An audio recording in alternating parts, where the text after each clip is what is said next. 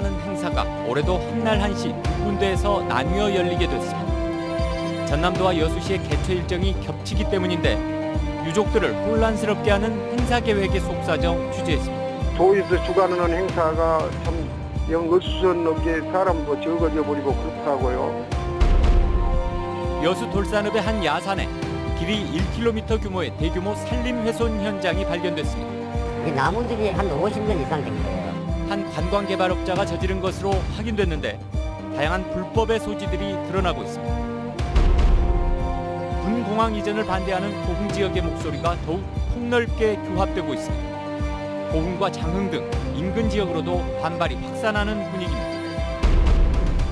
올가을 남해바다에 조기가 풍어입니다. 갈치 어획량도 늘어나는 추세여서 남녘 항구는 활기가 이어질 전망입니다. 여러분 안녕하십니까. 수요일 밤 여수 MBC 뉴스데스크 시작합니다. 6개 시군이 함께하는 올해 여순사건 72주기 합동 위령제는 구례에서 열리게 됐습니다. 그런데 같은 날 같은 시각에 여수는 따로 추념식을 연다는 계획을 내놨습니다. 유족들이 혼란스러울 수밖에 없습니다. 여순사건 특별법 제정을 위해 서로 힘을 모아야 하는 시기에 아쉬워하는 목소리가 많습니다. 오늘 찻뉴스 조희원 기자입니다. 여순사건 당시 약 800명의 민간인이 희생된 것으로 추정되는 구례. 하지만 지난 진실화해위원회의 조사에서 공식 확인된 희생자는 고작 165명뿐입니다. 지난해 순천 장대공원에서 71년 만에 처음으로 민간인 희생자들을 위한 합동 위령제를 지냈던 전라남도와 전남 6개 시군유족회는 구례 지역의 참상을 상기하자는 뜻에서 올해 위령제를 구례에서 열기로 했습니다. 문제는 공교롭게도 위령제가 예정된 같은 날 같은 시각에 여수시도 자체 추념식을 열기로 했다는 겁니다. 여수 지역 유족들은 두 곳 중 한 곳을 선택할 수밖에 없게 된 상황. 여수시가 별도의 추모식을 열어 전라남도와 엇박자를 낸 건 올해가 처음이 아닙니다. 여수시가 지난해에도 오전 10시에 자체 추념식을 진행한 탓에 전남 유족연합회의 첫 합동 위령제가 오후로 밀려 논란이 불거져 나왔습니다.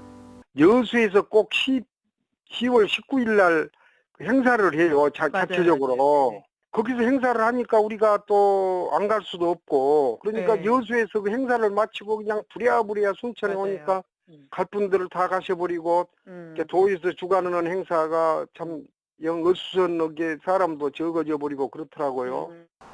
이에 대해 여수시는 여수는 지난 70주기 추념식 때부터 줄곧 오전에 식을 진행하고 있다며 지역 유족, 시민단체와 상의한 사안이라 변경이 어렵다고 밝혔습니다.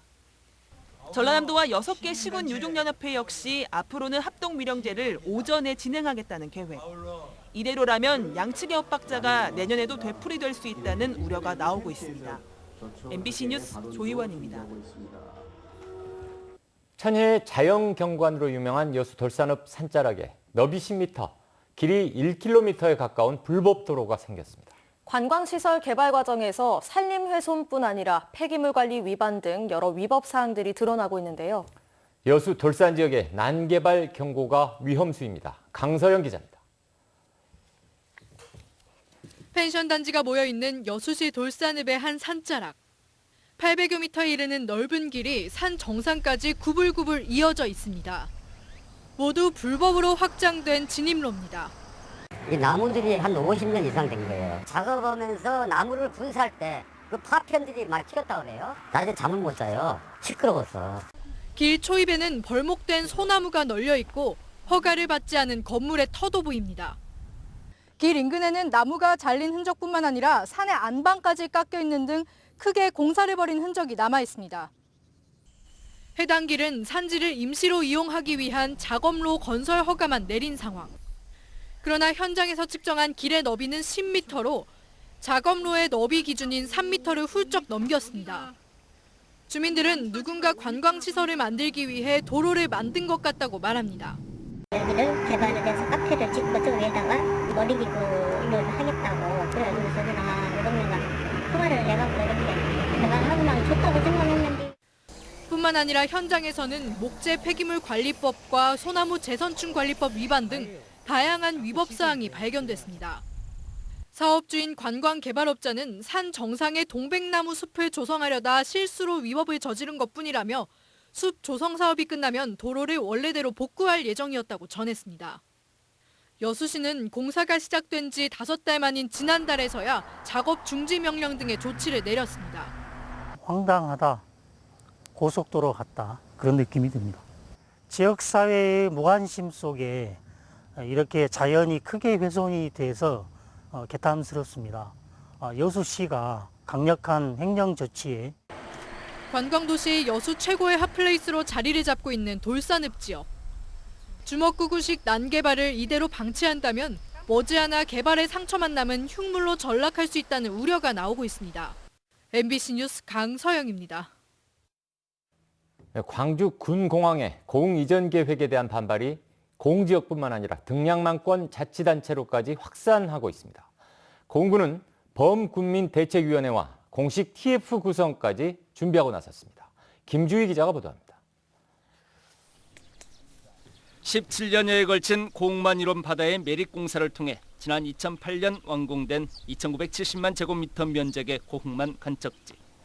국방부가 이곳 고흥만 간척지 일원 1,150만 제곱미터 면적을 광주 군공항 이전 후보지로 검토하면서 지역사회 내 반발도 빠르게 확산하고 있습니다. 특히 지역의 미래가 달린 주요 현안이 자치단체가 전혀 인지하지도 못한 상태에서 사전 협의 없이 일방적으로 진행된 데 대해 송기근 공군수는 유감의 뜻을 표시했습니다. 적합하지 않아서가 아니라 그 시군의 국민들이 반대를 하다 보니까 공을 추가로 검토한다. 지금 이렇게 돼 있기 때문에 우리 군 입장에서는 사실 그런 내용을 알 수가 없는 현실이었습니다. 그러면서 구체적인 향후 대응 계획도 제시했습니다.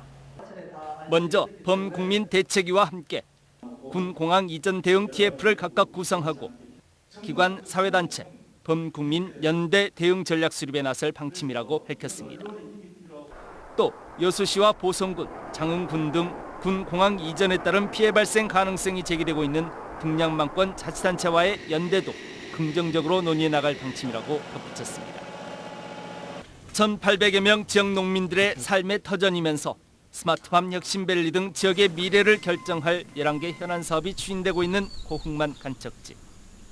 국방부의 광주 군공항 이전 후보지 검토 처리를 요구하는 공군과 인접시군들의 반발 수위는 앞으로 더욱 격화할 것으로 전망됩니다. MBC 뉴스 김주희입니다. 전국 코로나19 확진자가 다시 100명대로 늘어난 가운데 전남에서는 13일째 지역 감염으로 인한 추가 확진자가 발생하지 않고 있습니다. 전남에서는 지난 10일 광양에서 2명이 확진된 뒤 해외에서 입국한 환자만 추가돼 현재까지 167명을 유지하고 있습니다. 또 지난 16일부터 나흘간 순천 장례식장에 머물렀던 부산 60대 확진자와 접촉한 사람은 현재까지 190명으로 확인된 가운데 모두 음성 판정을 받았습니다. 여수해역에 적조 예비주의보가 내려지면서 양식장 피해 예방 활동이 강화됩니다.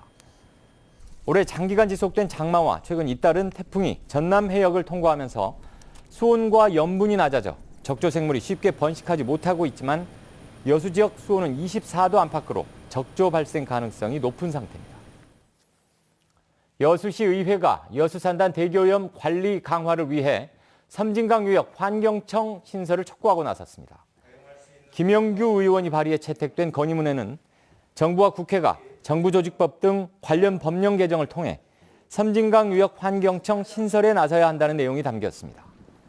환경부는 한강, 금강, 낙동강, 영산강 유역을 관리하는 4곳에 환경청을 운영하고 있지만 영산강 유역 환경청이 광주, 전남, 제주, 경남 일부 지역까지 관할해 지역이 너무 광범위하다는 지적이 제기되어 왔습니다. 포스코 광양제철소가 광양만 녹색연합 박수환 사무국장에 대한 고소를 취하했습니다.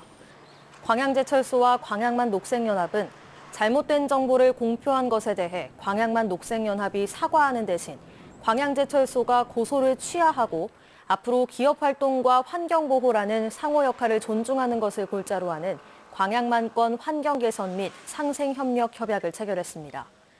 한편 더불어민주당 서동용 의원은 보도자료를 통해 광양제철소와 광양만 녹색연합의 상생협력을 환영한다고 밝히고 앞으로 친환경 제철소로의 발전과 시민 건강 확보에 상생의 노력을 당부했습니다. 성폭행 전과자가 고흥의 한 마을 이장에 선출되면서 논란이 일고 있습니다. 고흥군에 따르면 관내 한 마을에서 20대 여성을 성폭행한 혐의로 4년형을 선고받고 지난해 4월 만기 출소한 B씨가 총회를 통해 이장으로 선출돼 올 초 공식 임명됐습니다. 고흥군은 B씨의 이장 임명 이후 논란이 확산하고 있는 가운데 성범죄 전과가 있었지만 형 집행이 완료돼 마땅히 규제할 법적 규정이 없다는 입장을 보이고 있습니다. 오늘 낮 2시 20분쯤 광양시 중마동의 한 아파트 44층에서 불이 났습니다. 불은 30분 만에 꺼졌고 입주민들이 대피하는 소동이 일었지만 별다른 인명피해는 발생하지 않았습니다. 소방당국은 엘리베이터와 계단 사이 공간에서 불이 시작된 것으로 보고 정확한 화재 원인을 조사하고 있습니다. 오늘 오전 5시쯤 여수시 화정면 제도 인근 해상에서 승선원 11명을 태운 89톤급 어선이 좌초됐습니다. 이 사고로 선박 일부가 파손됐지만 인명피해는 없었습니다. 해경은 승선원 등을 상대로 정확한 사고 원인을 조사하고 있습니다.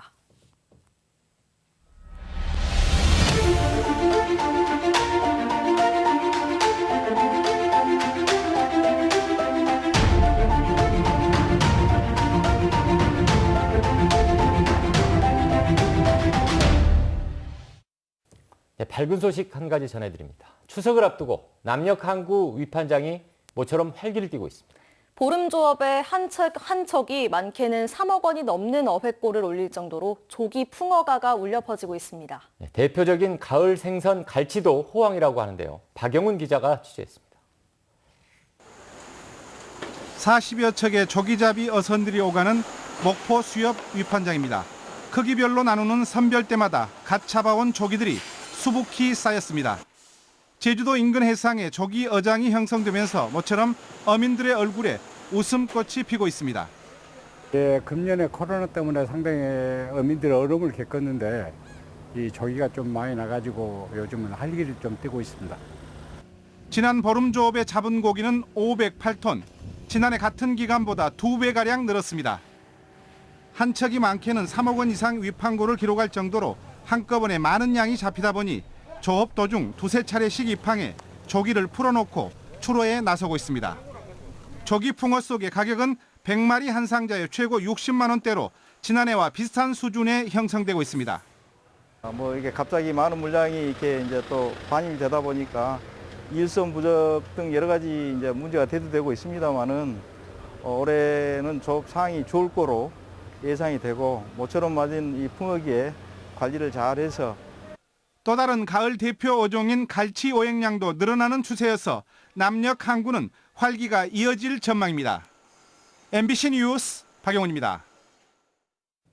중앙재난안전대책본부는 지난 7월과 8월 전남 지역 집중호우에 따른 저수지, 제방유실 등 232개소의 농업기반시설 복구비로 피해액의 2.5배인 471억 원을 투입하기로 했습니다.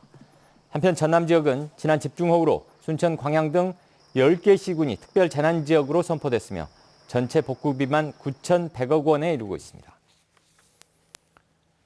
순천과 광양 등 전남 동부 지역의 수해 피해 지원 규모도 확정됐습니다.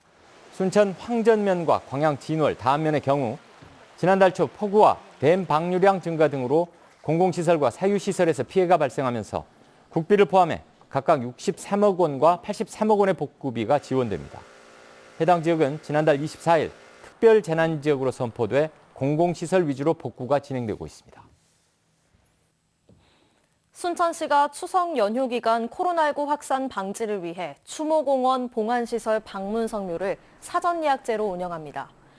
순천시는 추석 연휴 추모공원 봉안시설 운영과 관련해 오는 26일부터 시 홈페이지를 통해 성묘 예정일 하루 전까지 신청을 받아 예약자만 입장이 가능하도록 했습니다. 봉안시설 방문 성묘 운영 방식은 시간 단위로 300명 이내로 예약 접수되며 50명 단위로 순차적으로 입장할 수 있습니다. 광양시가 지역경제 활성화를 위해 지급했던 광양사랑 상품권의 파급 효과를 분석해 정책에 반영합니다. 광양시는 다음 달 초까지 관내 시민과 소상공인들을 대상으로 상품권 지급 뒤 매출 증감과 만족도를 조사해 재난 발생 때 추가 지원 등 경제정책 마련에 활용할 계획입니다. 광양시는 코로나19 장기화에 따라 지난 4월부터 자체 재난지원금 300억 원을 포함해 모두 550억 원 규모의 상품권을 지급했습니다. 2021년 문화재청 지역문화재 활용 공모사업에 순천시의 6개 사업이 선정됐습니다. 선정된 사업은 순천 문화재 야행과 세계유산 활용, 전통 산사 문화재 활용 등으로 관련 프로그램에 국비 4억 8천만 원이 투입됩니다. 특히 문화재 야행은 야간 문화유산 향유 프로그램으로 지난 2016년부터 6년 연속으로 선정됐습니다. 한전공대의 공식 명칭이 한국에너지공과대학으로 잠정 결정됐습니다. 한전공대 설립 추진위원회에 따르면 학교법인 한전공대는 한국에너지공과대학 명칭을 특허청에 상표권 등록 신청했으며 다음 달 법인 이사회에서 교명 잠정 확정안을 안건으로 처리할 예정입니다. 잠정 결정된 한국에너지공과대학 명칭은 추후 교육부의 대학 설립 인가 단계에서 최종 확정됩니다.